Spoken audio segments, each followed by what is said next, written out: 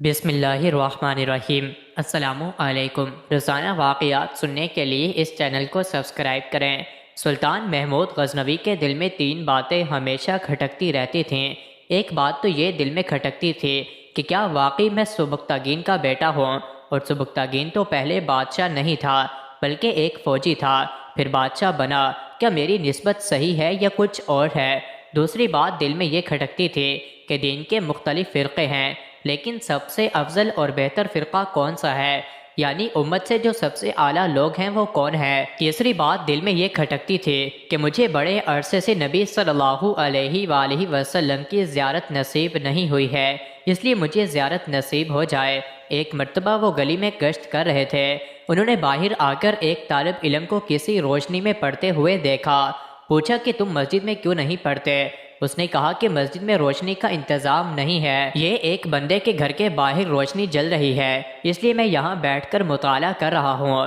انہوں نے کہا بچے تم جاؤ اور میں آج کے بعد تمہارے لیے روشنی کا انتظام کروا دوں گا۔ جب طالب علم نے روشنی دیکھی تو اس نے دعا کر دی کہ اے اللہ اس بندے کی مرادیں پوری کر دے۔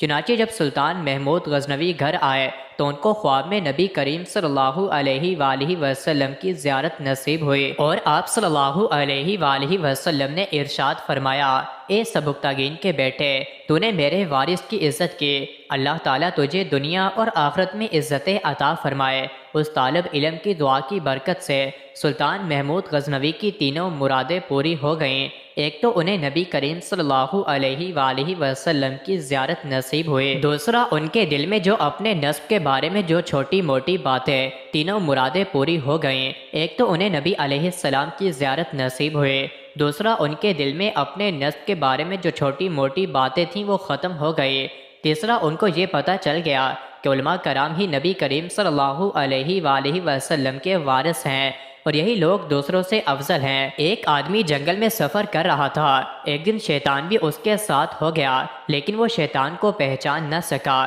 اور سفر کرنے لگا۔ وہ آدمی سفر کرتا رہا اور نمازیں چھوڑتا رہا، یہاں تک کہ اس نے فجر، ظہر، عصر، مغرب اور عشاء میں سے ایک بھی نماز ادا نہ کی۔ جب سونے کا وقت ہوا اور سونے کی تیاری کرنے لگا تو شیطان اس کے پاس سے بھاگنے لگا۔ اس مسافر نے بھاگتے ہوئے شخص سے پوچھا، بھائی خیریت تو ہے؟